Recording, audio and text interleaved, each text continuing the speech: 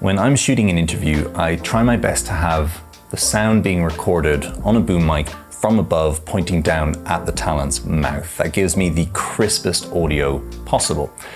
But sometimes that's not possible. Sometimes you cannot have a boom mic set up, and so you have to rely on a body-worn microphone like a lav mic, like this one that's just poking out of my shirt there. And this system is actually the 7 Rhymes iRay DW30, which is a pretty cool system. It's a dual transmitter, single receiver system that has a few features that really set it aside from its competition. The receiver has a few different modes that it can receive signals in. First one being mono, so it receives a mono signal from one transmitter and that just goes on to a mono feed into the camera. The second one is stereo, so you could record 2 speakers, or you could have one of the transmitters setting up as a lav mic and the other one transmitting from a boom mic wirelessly, so that you can have 2 sources of sound and avoid having cables running around the place. That's pretty handy. But the third option, which is actually the option that I really like the most and that I think really sets this aside, is the safety option. Now, the safety option works by taking a single mono feed from one transmitter and then separating it into stereo tracks. But the caveat here is that one of the tracks is 6 decibels quieter than the other, which gives you a safety net. So if, for example, I were to peak by talking loudly, it's not going to peak in the recording because I've got that safety net, that play of 6 decibels. And the second feature is actually on the transmitter itself, and it's a little record button. And if I press that, it will trigger a recording onto internal memory on the transmitter. It's got 8 gigabytes of memory, which can give you 24 hours of 24-bit, 48 kilohertz WAV. That's awesome. That means I can record directly on the transmitter and record a safety feed on the receiver. So I've got redundancy just completely covered in case something goes wrong during a shoot. Those 2 features alone make this product stand out massively from its competition. Now, like most of these wireless systems, it has, the option of plugging in a lav mic, but it also has an onboard mic, which I'll switch to now by plugging out this lav.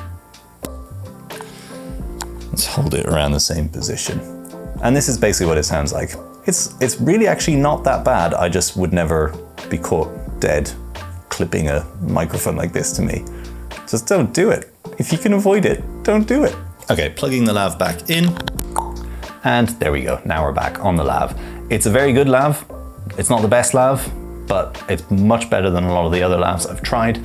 And most importantly, it's shielded. So I'm not just a big antenna for radio frequency interference right now. Anyway, let's talk about this a little bit more at the review desk. Okay, back at the review bench. Now, obviously that setup that you saw was fake. Like, I wasn't talking to anyone, I was talking to a reflector.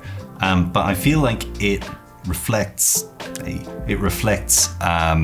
real life interview scenario for corporate gigs or that kind of thing pretty well, because this is a fairly quiet room, but I don't have absolute control over the audio. You can hear footsteps, toilets flushing in the offices upstairs, my computer's running, hard drives are running, one of the fans kicked on this light at some point. This is one of those Godox lights where there is a slightly noisier fan.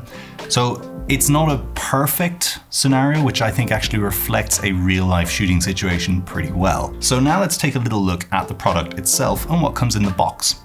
First of all, I just want to make a quick note.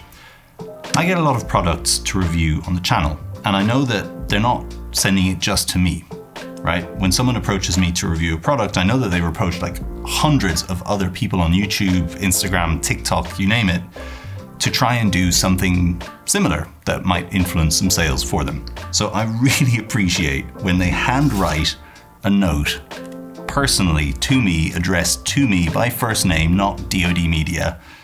I just think that's really sweet. So thank you very much, 7 Rhymes. Appreciate that. Now, onto the unit itself. Let's see, is my side angle here working? So in the box, you get a few cables, you get 2 lav mics, you get a cable to connect to a camera, you get a cable to connect to a phone.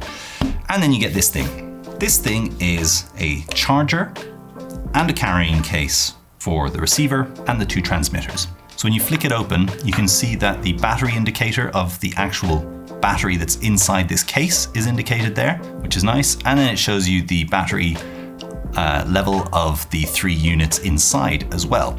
Now these are just held in there magnetically, so you take one out, lovely stuff, and when you want to slot it back in, you just slot it back in. In the box there comes this wonderful cable which can charge 2 units and the case at the same time, or just 3 units if you want to charge all 3 units separately independent of the case.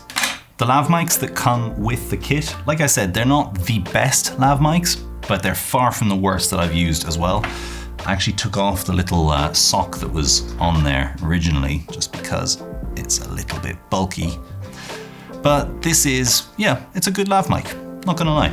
The most important thing for me is that it's shielded, meaning that it's not gonna be picking up radio frequencies and affecting your recording, as happened to me in the past, and I have learned from it the hard way. So super important when you're using a lav mic, make sure it's shielded. Otherwise it just turns into a huge antenna for radio frequency interference. So like I said in the mock interview setup thing, what I really like about these units is that it has the record function on board. So if I power it up,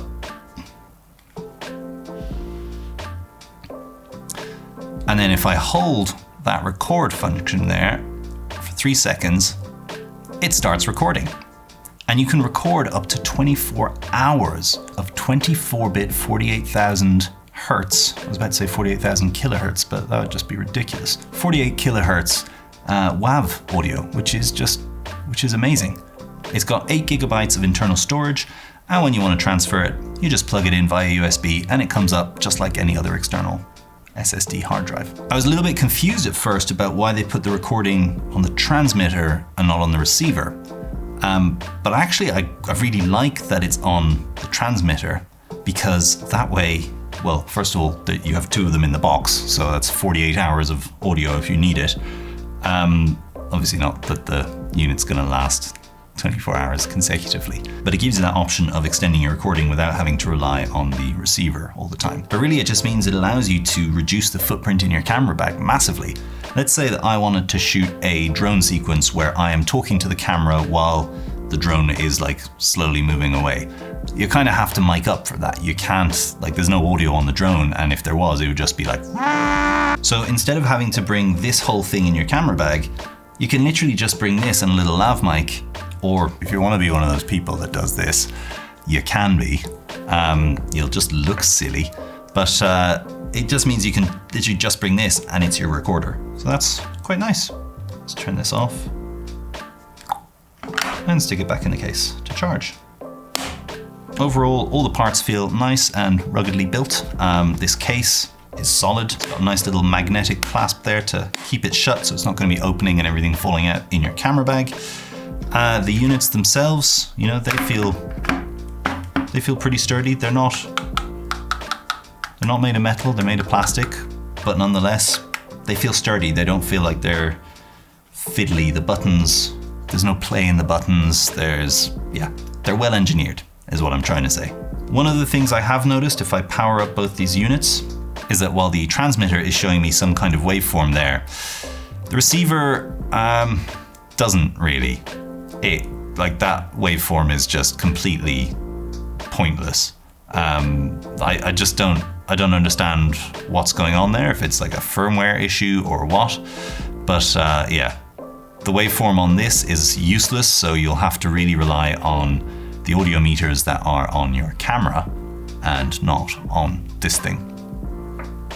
There you go. But just make sure that you are in safety mode, like that. And then you've got one track which is normal and one track which is 6 decibels lower. And hunky-dory, you're good. Now on the transmitter you can of course boost or reduce the input of the signal coming in, how hot or cold that signal is, with the little plus and minus button there on the side. So you can go all the way from plus 12 decibels to minus 12 decibels. And obviously in the safety mode then your safety track will be at minus 18 decibels because it's 6 less than your A track. Makes sense. So you've got a full range of play of 24 decibels in that preamp. And yeah, it's kind of all there is to say, to be honest. These are great. These are what I'm using from now on. Thanks, 7 Rhymes. If you want to check out the iRay DW30 kit for yourself, there is a link in the description. It's of course an affiliate link, meaning that if you buy it, you'll be helping this channel without costing you anything extra. And if you did enjoy this video, make sure to leave a comment down below saying what you liked about it. Give it a thumbs up, hit that subscribe button, ring that bell, do the shebang, and I'll see you next time. Cheers.